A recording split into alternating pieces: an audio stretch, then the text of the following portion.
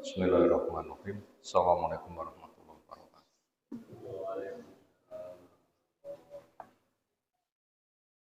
Alhamdulillahirabbil alamin.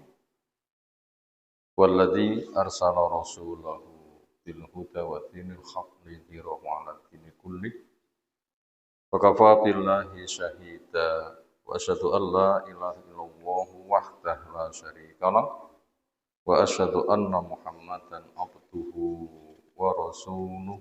Allahumma shalli ala Muhammad wa ala alihi wa ashabihi faman tabi'ahum bi ihsanin ila yaumiddin. Ya ayyuhan nas ittaqu rabbakum alladzi khalaqakum min nafsin wahidah wa khalaqa minha zawjaha fa bassa minhuma rijalan katsiran wa nisaa'a wattaqullaha alladzi tasaaluna bihi wal arham innallaha kana 'alaikum raqiba wa ba'd fa inna asdaqal hadisi kitabullah wa khairal hadyi hadyi Muhammadin sallallahu alaihi wasallam syarrul umuri muhdatsatuha fa inna kulla muhdatsatin bid'ah wa kulla bid'atin dhalalah wa kulla dhalalatin finnar.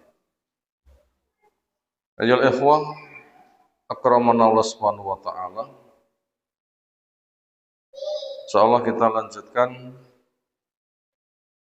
materi baru yang kemarin sudah kita mulai tentang sahih fadhailul amal.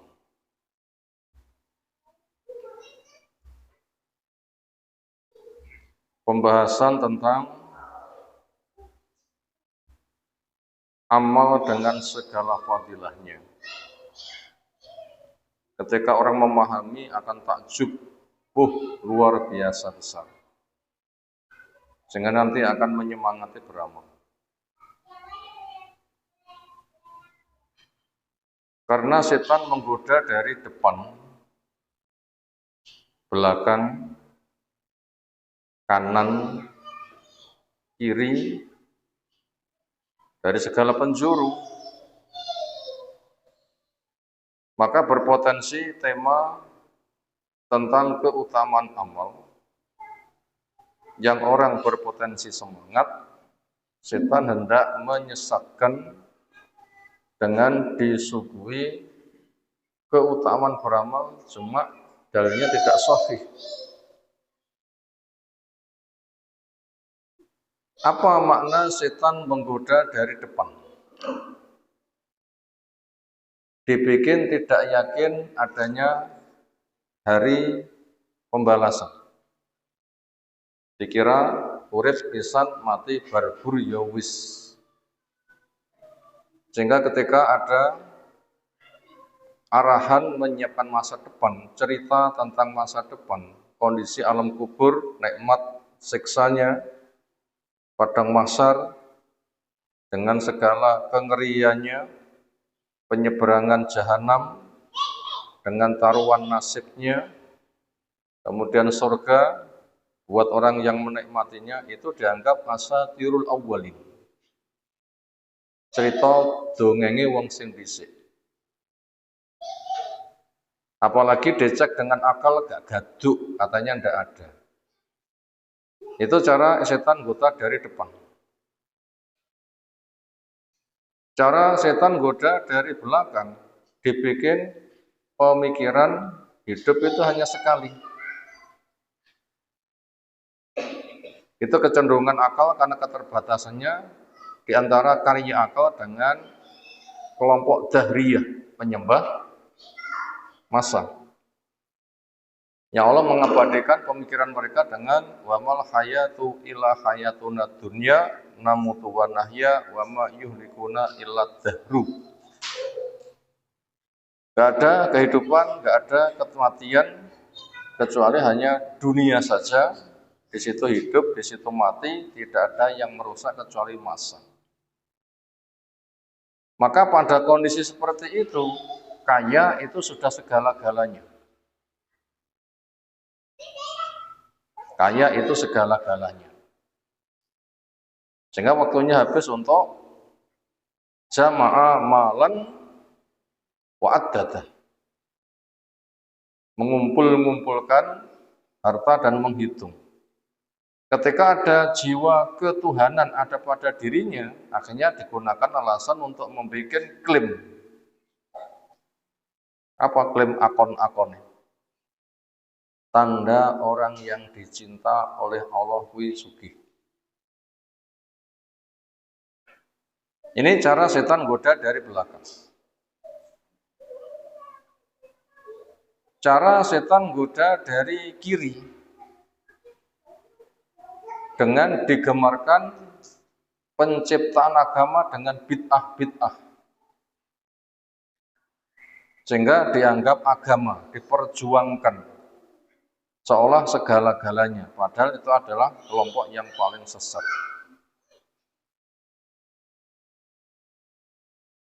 Atau dibikin ateis, nggak ada yang namanya agama. Bahkan dikatakan agama itu katanya racun.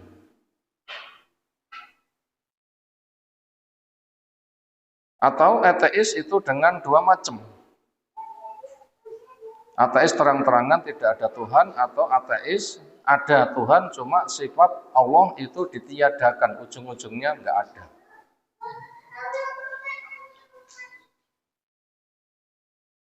Kalau kelompok ateis anti Tuhan kayaknya kalau itu diberlakukan di Indonesia kayaknya sulit, walaupun ada. Karena pernah terjadi ditumpas karena korbannya juga kaum santri.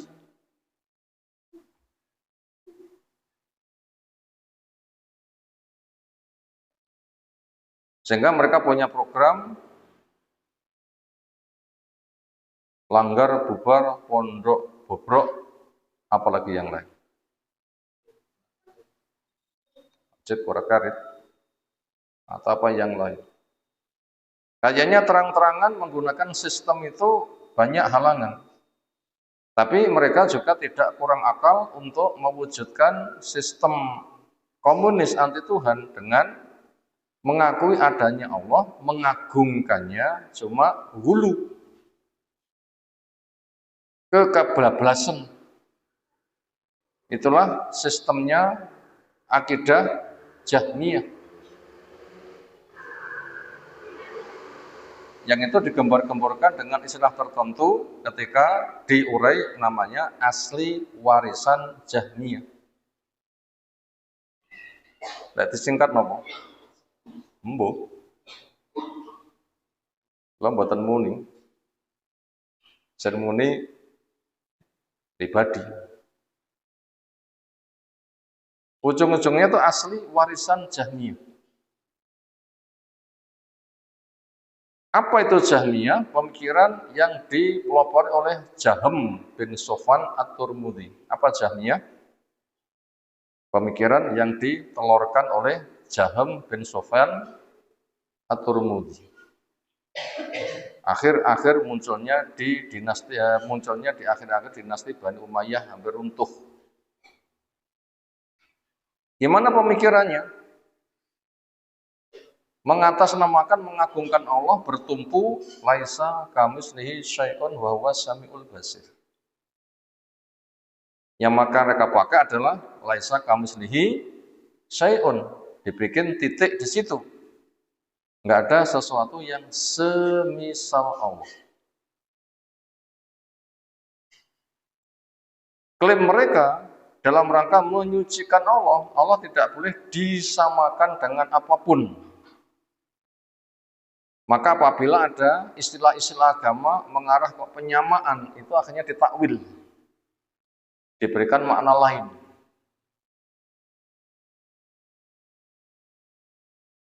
Itu sistemnya Jahmiyah, mentakwil nama sifat Allah yang dianggap Allah sama dengan makhluk atas nama menyucikan kepada Allah dengan dalil laisa kamitslihi syai'un.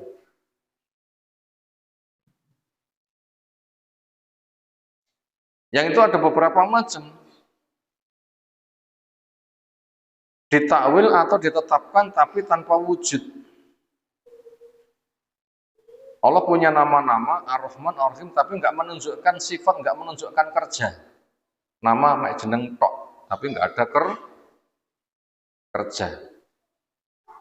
Pomo sego dicepakne tok, gak dipangan, ngoten lho. Pomo ndek bojo akad tok, tapi nggak disinggol, ngoten nggih. Pomo ndek dhuwit dicekel tok, nggak nggih blonjo. Pomo ndek sandangan nek lemari tok ora tinggi, ben panggah unal-unul. Apa? Unal-unul apa? Udo. Ujung-ujungnya meniadakan nama Allah. Itu juga pemikiran komunis dikemas atas nama agama. Yang ini banyak pengikutnya. Karena mereka terkelabui. Perasaannya tetap mengagungkan nama Allah. Memang jargonnya begitu, promosinya begitu, kedoknya begitu. Pengakuannya tetap sama, Islam, bahkan fanatik, kerja keras. Nanti ujung-ujungnya Al-Quran itu jadi makhluk. Karena Allah itu bila memiliki sifat bicara, makhluk bicara. Tidak boleh Allah bicara. Kenapa? Makhluk bicara. Alasannya, laisa kamislihi syai'un. Nggak ada sesuatu yang boleh dengan Allah. Nggak ada sesuatu yang boleh semisal dengan Allah. Makhluk bicara, Allah tidak boleh bicara. Kalau Quran itu gimana? Nah, di situ baru ditakwil. Allah mencipta makhluk, diberikan ilham, suruh bicara, nah itu jadi Quran. Kalau gitu, Quran itu ada makhluk. Ini kan juga mengarah kepada komunis. Allah dibredeli dari kewenangannya. Ujung-ujungnya nggak diakui.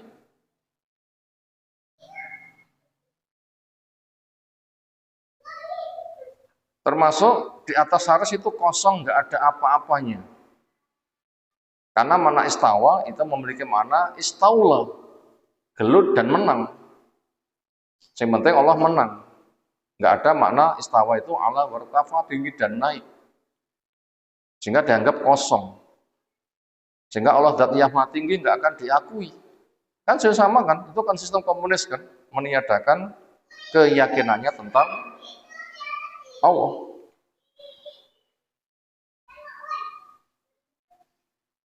Yang lain-lainnya banyak sekali tentang mentakwilkan nama-nama dan sifat Allah. Nanti ujung-ujungnya seperti itu. Lalu akhirnya pemberedelannya adalah nama Allah itu pol-polnya hanya 20. Sementara mengingkari satu nama dianggap mengingkari semua nama. Semisal mengingkari satu nabi dianggap mengingkari semua nabi. Komunis juga itu, cuma ragamnya macam-macam saja. Itu termasuk ciri-ciri setan goda dari arah kiri. Lalu bagaimana setan goda dari arah kanan? Orang digemarkan beragama cuma kebablasan. Ujung-ujungnya jadi khawarij. Islam, iman, beragama gak oleh dosa. Satu dosa walau bukan syirik akan kekal di neraka semata, nggak masuk kelompoknya neraka selamanya. Soalnya sudah mengklaim, mengkapling surga.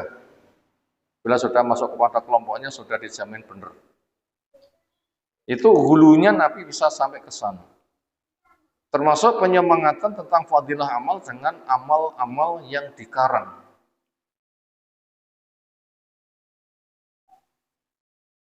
Apa contoh yang sudah kita angkat kemarin? Ujung-ujungnya kesesatan atas nama fadhailul amal.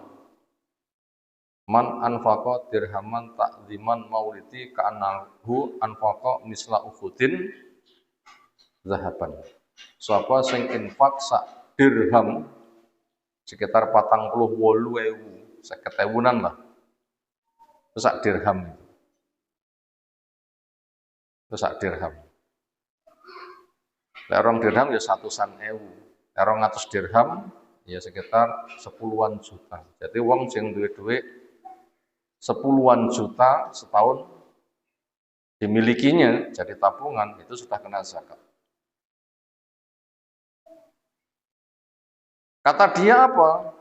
Sapa sing infak sak dirham 50.000 untuk memperingati hari kelahiranku, seolah dia infak sak gede gunung Uhud emas. Itu contoh fadhilul amal yang mereka bikin, tapi itu tidak ada dalilnya.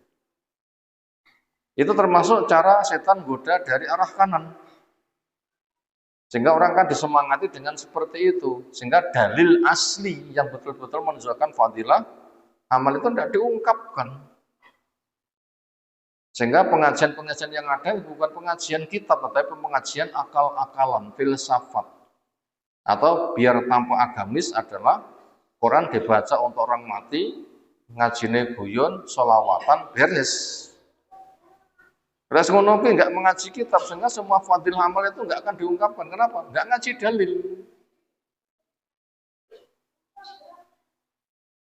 Lalu bagaimana cara membantah mereka? Jawabnya, kalau memang itu betul fadilahnya, datangkan dalilnya. Lengkap lafaz Arabnya dan sanad para perawinya. Dan itu sahih tidaknya, tunjukkan. Itu cara membantahnya. Seringnya hanya dikatakan al-hadis, ngoten mawon nggih. Napa jenenge mana al-hadis niku? Cerita. Al-hadis cerita.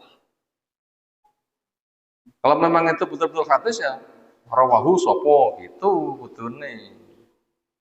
Lengkap berkata Imam Bukhari hadasana, hadasana, hadasana, hadasana, qala Nabi. Nah, gitu nih kudune gitu kan. Rawahul Bukhari, rawahul Muslim. Nanti bisa dicek gimana syarahnya. Itu hanya al-hadis, makanya jangan sampai gampang nge-share fadilah amal, rujukannya hanya apa? Al-hadis. Tidak boleh itu. Itu bisa jadi sistem mereka untuk menggemarkan beramal dan mereka menyimpangkan, hanya memanfaatkan semangat beramal, tapi itu untuk penyesatan. Nah, itu butuh untuk diperhatikan yang seperti itu. Kemudian apabila kita memperhatikan amal itu, bila kita mengenai fadilahnya simpel tapi gawede dan nggak ngerti, dianggap nggak pernah ndonga. Ngaji model ngen ora iso ndonga. Mbok yo kaya kami, bentar-bentar ndonga, bentar-bentar ndonga, bentar-bentar ndonga, lan ndonga dawa. Ujung-ujungnya untuk meramaikan ngumpul-ngumpul di acara kematian. Apa resiko yang sing ngumpul-ngumpul di acara kematian? Kunna na'udu al-ijtima' wa sun'atu tu'am fi baitil mayyit ba'da dafni minan niyahah au kama qala Nabi kama qala as-sahabah. Kami menilai bikin acara ngumpul-ngumpul di rumah duka setelah mayit dikubur dengan dihidangkan makan, itu dianggap niyahah. Di masyarakat kan sampai 7 hari kan, diulang yang ke-40, diulang yang ke-100, 100.000 setahun pisan. Itu ijtima' jelas. Bikin acara ngumpul dan dihidangkan makanan, bahkan ketika mayit diberangkatkan diumumkan proses derek, mangke badhe mangke dipun aturi tindak mriki malih.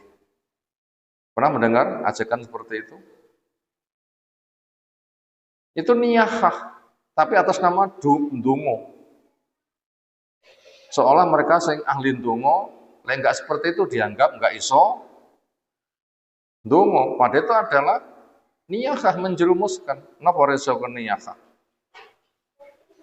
An-naihatu idza lam tatub qabla mautiha tuqamu yaumul qiyamah waleha sirbalun min qatiron wa, dan seterusnya hadis.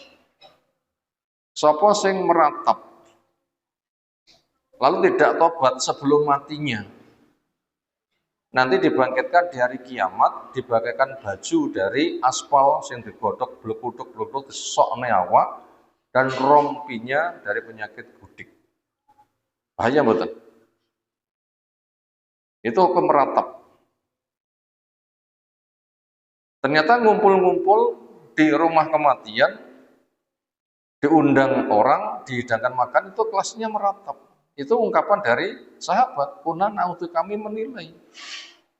Mauquf tapi punya mana marfu, karena sahabat nggak ngarang. Di balik itu Nabi berpesan, alaikum bi ashabi, ikuti sahabatku.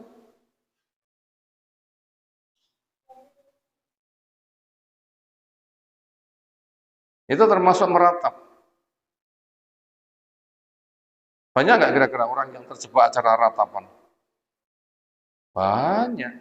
Dosa tapi nggak rumongso dosa, dikritik malah demo nopo? Stasiun televisi nih.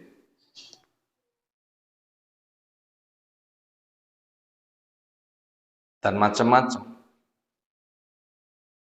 Bagaimana kriteria meratap? Satu, tidak ridho pada takdir.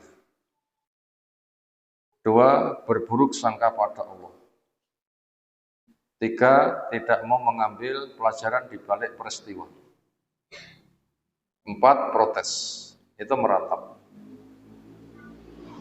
Pertama, tidak ridho kepada takdir. Yang kedua, berburuk sangka. Allah dituduh mentolong-mentoloni, orang yang kucintai diambil. Yang ketiga, nggak bisa ngambil pelajaran. Apa hikmah di balik musibah? Yang keempat, protes. Itu termasuk unsur meratap. Les protes, nanti protesnya rono-rono. Napa protesnya? Ya rono-rono protesnya. Jerit-jerit, gulung-gulung, ngacak-ngacak lambur, nampar pipi, nyobek-nyobek baju, bunuh diri tapi takut mati. Napa bunuh diri takut mati? Timbangannya tak mati ya, golek sumur sing sak meter kan duduk. Pengen dadi tontonan tadi. Bunuh diri tapi takut mati dan macam-macam. Lalu bagaimana membantahnya? Membantahnya gampang. Tidak sebatas doa, Islam sudah kaya doa. Caranya simple, nggak berbiaya, berpotensi malah mustajab.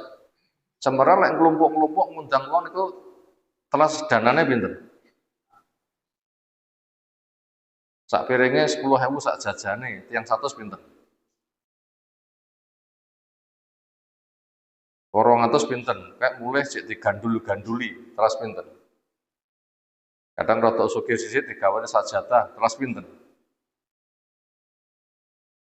Nah, banyak kan?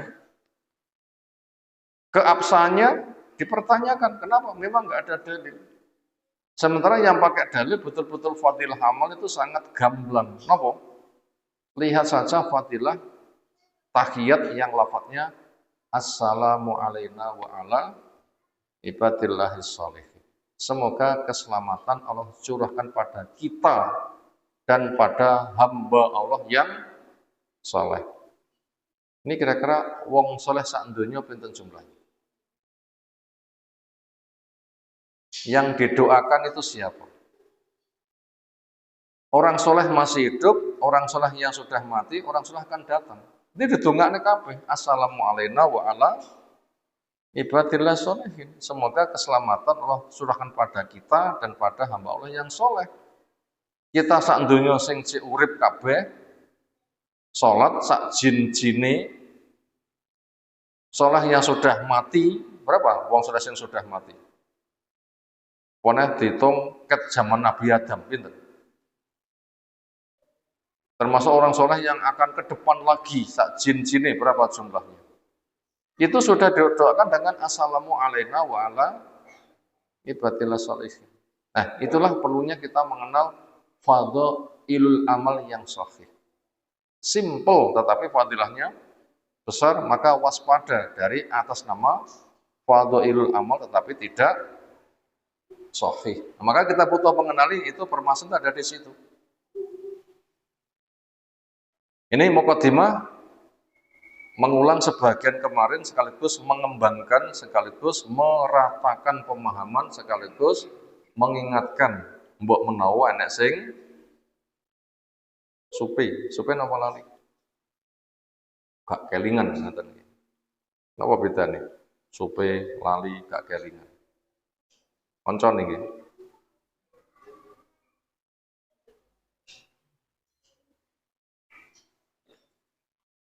Satu bab yang kemarin sudah kita mulai yaitu babu bayani fadli taubati wal ibadati biha. Wa tibai sayyah al hasanah. Satu bab tentang keutamaan tobat dan keutamaan mubadaroh bergegas biha untuk tobat. Wa tibai sayyat al hasanah dan bab mengiringkan ketika berbuat jelek dengan kebaikan, biar kebaikan menghapuskan yang jelek. Kemudian sudah kita sampaikan panjang lebar tentang tobat. Apa makna bahasa tobat? Rujuk kembali. Yaitu semula orang itu suci, lalu berjalan ada lumuran dosa, lalu kembali kepada kesucian. Itu namanya tobat. Bagaimana rujuk kembali. Semula berangkat kesucian, berjalan berlumuran dosa, ketika sadar resiko, sekarang dia kembali menuju kesucian. Unsur pendorong supaya bisa tobat apa saja? Satu, harus tahu dalil menjelaskan ngerinya siksa. Bukan ceritanya, tapi memang membaca dalil tentang kengerian siksa. Kenapa di antara ayat yang menceritakan kengerian siksa? Wailul likulli humazatil lumazah pun seayat. Niku pun ngeri napa dereng? Celaka buat pengumpat dan pencela. Wailun niku napa? Lembah di dasar jahanam. Di situ berkumpul semua cairan penduduk neraka sing dibong meleleh. Meleleh napa ledir? Mili, dia ngelompok di situ. Lek wayah panas pol, lek wayah ademe pol. Itu wailun, jurang neraka, tempat berkumpulnya semua cairan orang yang dibakar di neraka. Itu panasnya lebih daripada yang lain-lain. Itu sudah cukup mengenalkan kepada kita ngerinya siksa.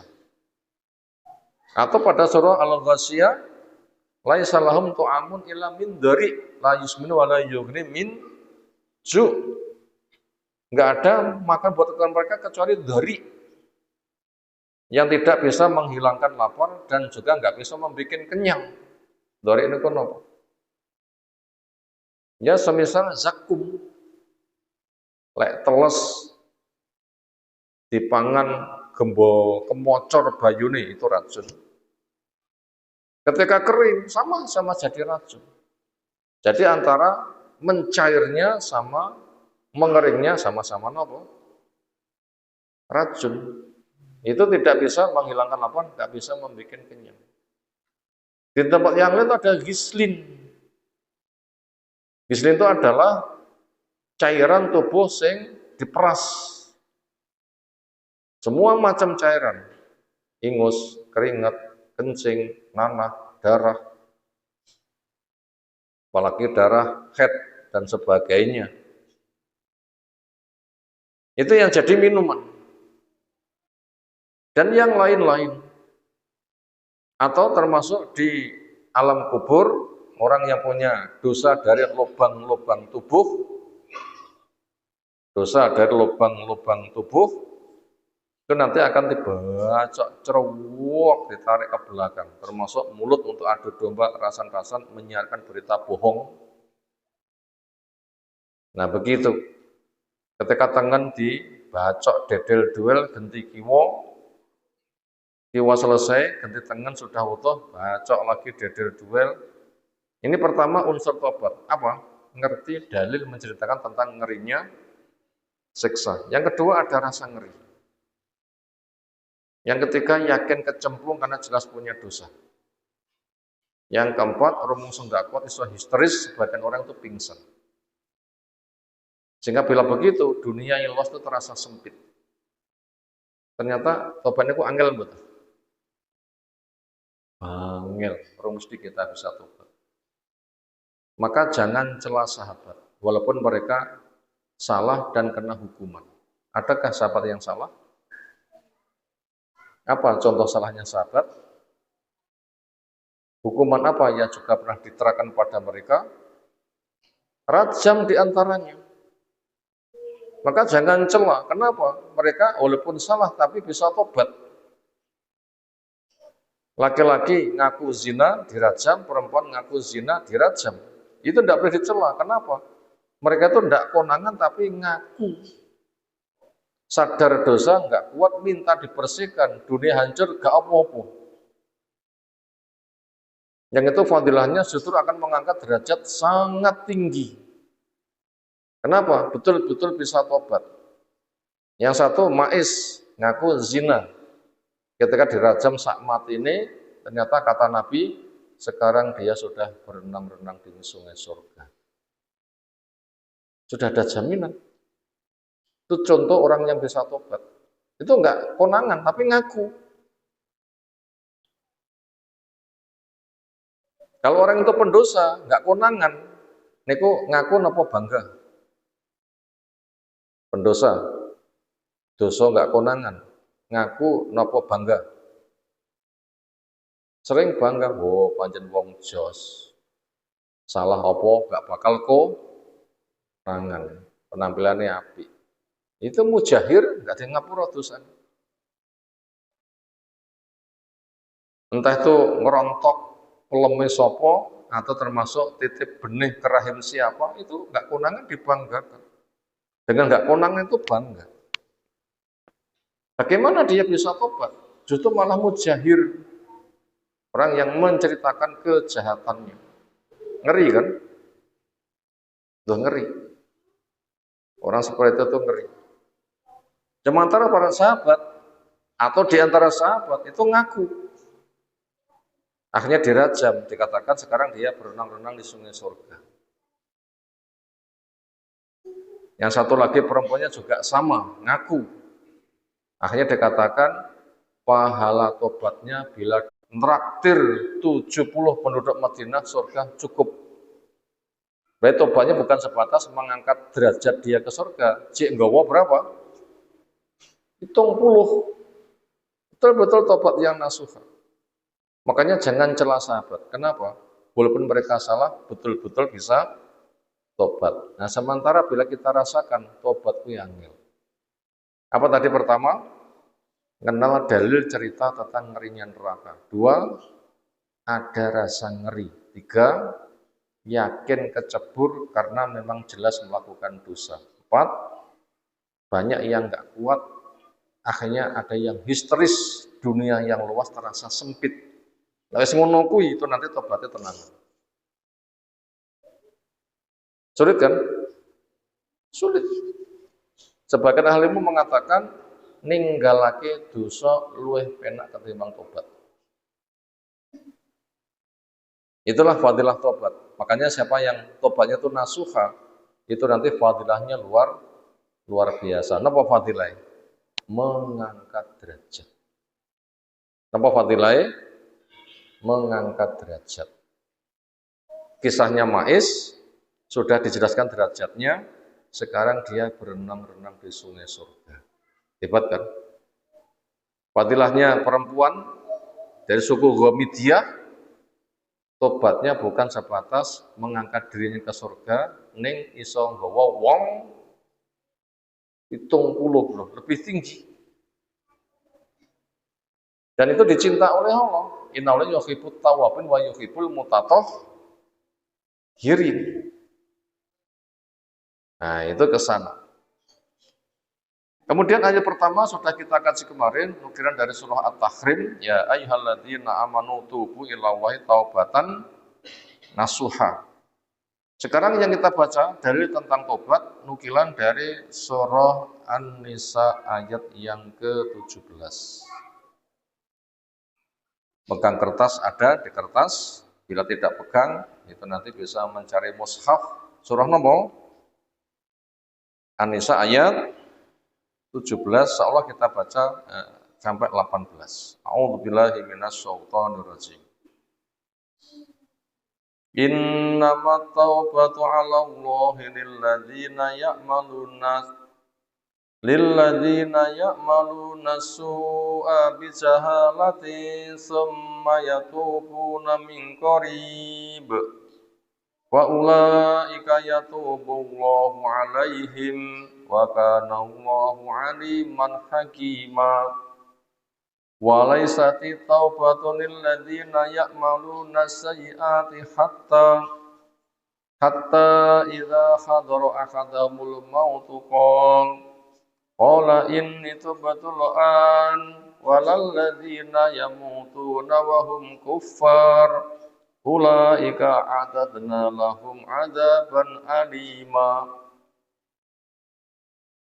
Innamat taubatu, sesungguhnya tobat Allah yang dijamin diterima oleh Allah. Allah mewajibkan diri nompo tobat tadi. Siapa? Lilladzina ya'maluna su', untuk orang yang melakukan kejelekan bijalatin karena kebodohan. Summa yatubuna min qarib, kemudian mereka tobat dengan segera. Wa ulaika yatubu alaihim, maka mereka itulah Allah menjamin untuk memberi tobat kepada mereka. Wa kana Allahu aliman hakima, Allah Maha tahu siapa yang tobatnya betul, lagi Maha bijak dan pasti akan dihargai bila memang terpenuhi syarat. Ayat ini memberitahu kepada kita, di antaranya Allah mewajibkan diri untuk menerima tobat. Pendukungnya Allah pun juga menamakan dirinya dengan nama berkait tobat, nopo At-Tawwab. Innallahu wat Tawwab. Itu salah satu dari nama Allah, At-Tawwab. Zat penerima tobat, kerjanya memberi tobat. Tobat tompo. Ditutup dosa atau diampuni dosa dan diberikan ganti, bahkan lebih tinggi. Nama menunjukkan kerja. Yang kedua, yang diberikan kesempatan untuk diterima tobat banyak. Lilladzina ya'maluna. Berapa jumlahnya? Semua diberi kesempatan. Karena semua manusia itu punya potensi salah. Adakah manusia yang enggak punya potensi salah?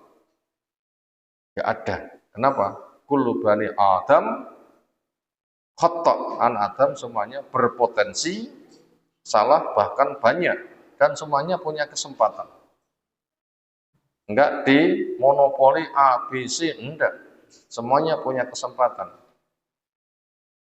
Adapun amal yang amal yang syariat mengatakan jelek. Enggak diperinci jelek yang mana, kecil atau besar, syirik atau bukan. Pokoknya itu elek. Walaupun syirik, bila tobat diterima enggak? Walau syirik, tapi tobat diterima enggak? Diterima.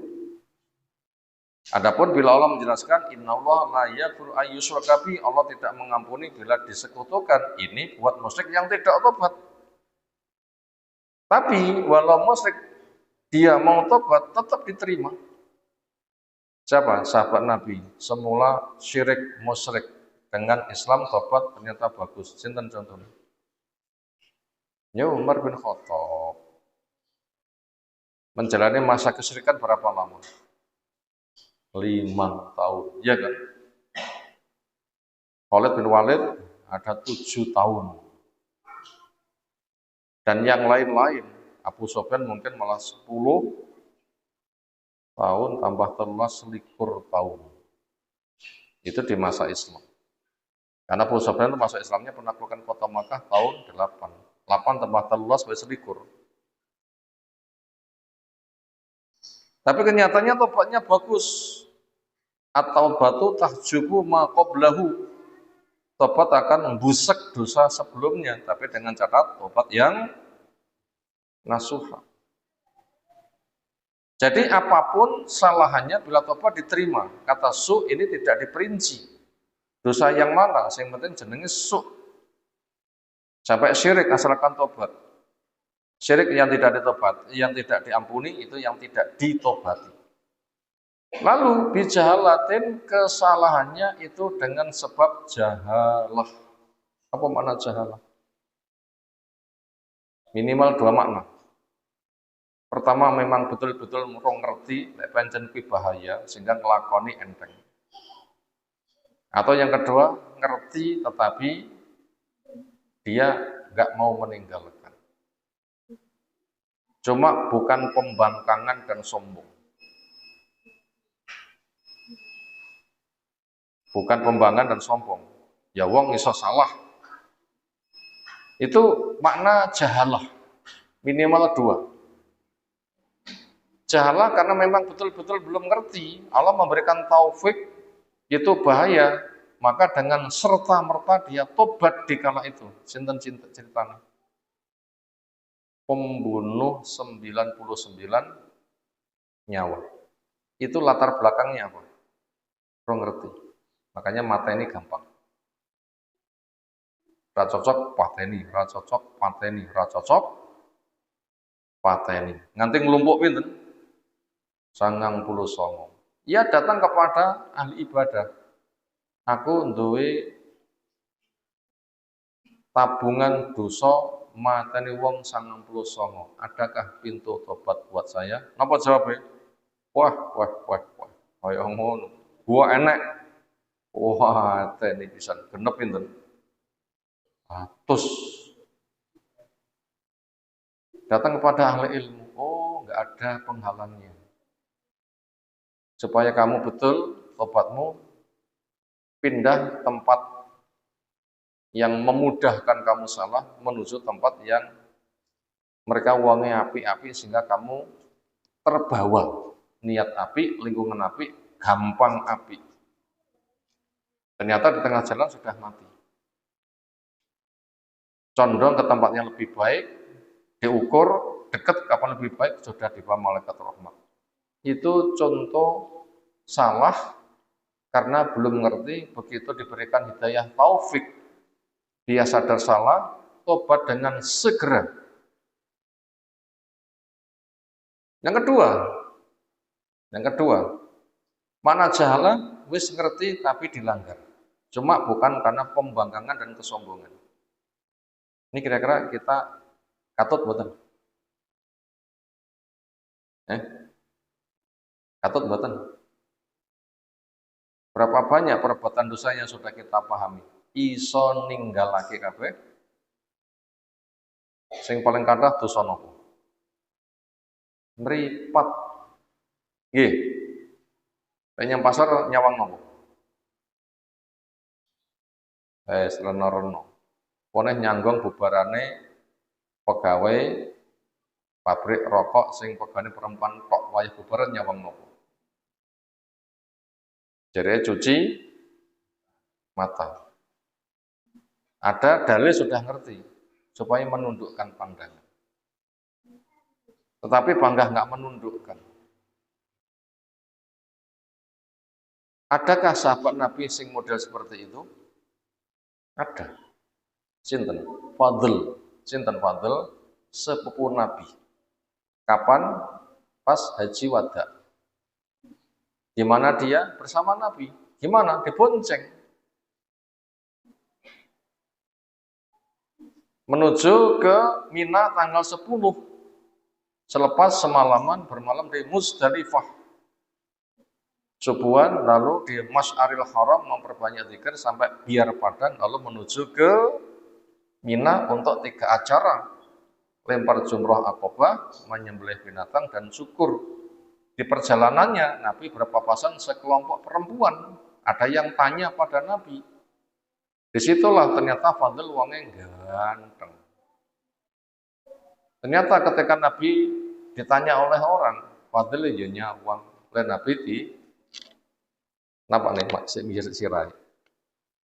Dipalingkan, balik neh, balik neh. Wis ngerti, ngono ki ya dosa, tapi dilakoni.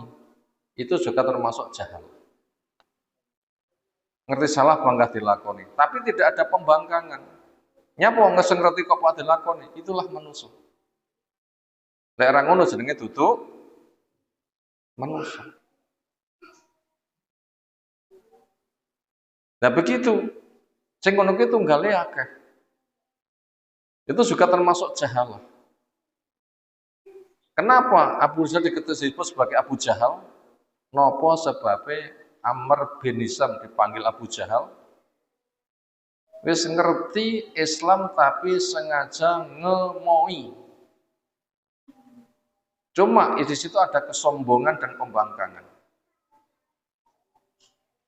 Lalu jahalah punya mana kedua, ngerti tapi pangkah ngelakoni, itu dibagi dua.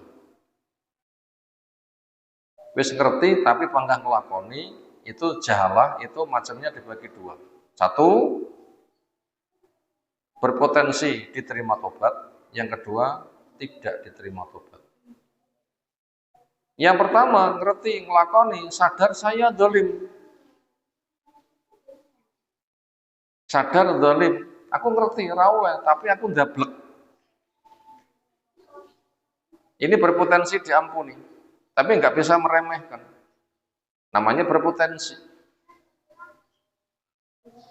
Yang satu ngerti salah enggak dilakoni karena mu'anata wa takabbur, pembangkangan dan sombong. Nah itu enggak diampuni. Abu Jahal termasuk wis ngerti ditolak karena pembangkangan dan sombong, enggak diampuni yang seperti itu. Tapi bila yang menyadari saya salah, memang saya ndablek, aku ngerti tapi aku ndablek, itu berpotensi diampuni. Berpotensi diampuni, tapi ada syaratnya. Apa syaratnya? Tobat atau kena musibah besar. Apa syaratnya? Tobat atau kena musibah besar. Ini kira-kira sadar salah mangga dilakoni niku badhe tobat enteng napa angel? Wis ngerti salah mangga dilakoni badhe tobat penak napa ngerkaos? Angel. Berpotensi tapi angel. Berpotensi diampuni. Kenapa? Enggak ada pembangkangan, cuma kendablekan. Cuma itu angel tobatnya. Apalagi ada unsur meremehkan. Paling tak wudone gogrok, ngoten nggih. Angel ngoten niku tobat. Ini berpotensi diampuni itu, tapi pada tobat angel. Makanya tidak boleh meremehkan dosa. Lalu ada satu ciri lagi tobat itu diterima. Napa? Tobat diterima ada satu ciri lagi. Summa yatubuna min qarib. Tobatnya di waktu yang segera. Tidak ditunda-tunda. Apa makna segera? Sebelum sakratul maut. Apa makna segera? Sebelum sakratul maut. Kapan sakratul maut? Ayo kapan? Yo, siapa sing kersa? Wis tobat pokoknya aku urung sekarat, sik to. Aku tobat-tobat tapi sakjane sekarat. Kapan sik to? Kapan sik to niki?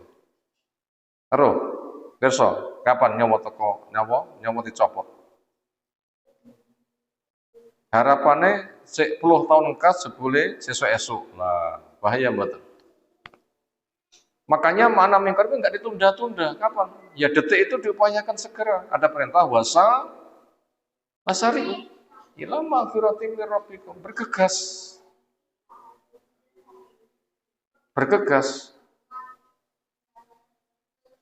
Lagi itu, detik itu supaya segera. Salah segera ditinggalkan, rongta segera taat. Itu termasuk maksiat. Larangan dilakoni tak enggak ditandani. Termasuk ngurus rambut secara syar'i itu sudah ada petunjuknya, ngurus rambut secara syar'i. Semisal kumis dipotong, tapi ditok nih, termasuk salah. Kalau memang itu tobat, segera dipotong. Dan cara ngatur rambut yang lain-lainnya. Cara ngatur rambut yang lain-lainnya. Itu supaya tobatnya itu yatubuna min qarib. Segera, jangan ditunda-tunda. Wa ulaika yatubu alaihim, maka mereka itulah Allah berkenan memberi tobat kepada mereka. Allah itu Maha Tahu lagi Maha Bijak. Berikutnya, ada tobat tapi enggak diterima. Walaisati taubatu, dan tidak bakal diterima tobat. Lilladzina ya'maluna sayyat, kanggo wong sing nglakoni elek. Tentunya dengan jahil. Ngerti dilanggar. Sengaja menunda-nunda atau karena pembangkangan. Lek pembangkangan dijamin ndak iso tobat. Lek menunda-nunda angel. Walaupun berpotensi. Kata idza hadara ahadul maut, ketika mati datang pada salah satu dari mereka. Kalau dia katakan, ini tuh betulan sekarang saya tobat. Nah, tobatin itu prosesnya mau dicopot, ini nggak diterima. Tobatin nyawa proses dicopot, gak diterima. Cinten kisah niki. Fir'aun ketika sudah dilep-lep nih, dia sudah sekian kali menjanjikan iman. Berapa kali dia menjanjikan iman pada Nabi Musa? Oh, bolak-balik, nanti bisa dibilang mukjizat songo, nggak bisa menyelesaikan, minta dibantu selesai, lek beres nanti tobat. Tapi kenyataannya selesai ngelawus. Enak peristiwa, janji tobat, minta tolong, selesai ngelawus. Berapa kali? Berulang. Ketika sudah tenggelam, baru mengatakan, amantu bi Rabbi Musa wa Harun. Saiki aku iman yang Rabbi Musa dan Harun. Itu proses nyawa dicabut, gak ditompo. Jadi ditambah Jibril mengambil lumpur laut di suapne pisan. Napa basa Jawane? Jadi suapne mawon niku sing kasar-kasar apa enak dirungokne. Itu enggak diterima yang seperti itu. Walaladina, dan juga orang-orang yang yamutuna kondisi matinya wam kufar dalam keadaan kafir. Itu enggak diterima tobatnya.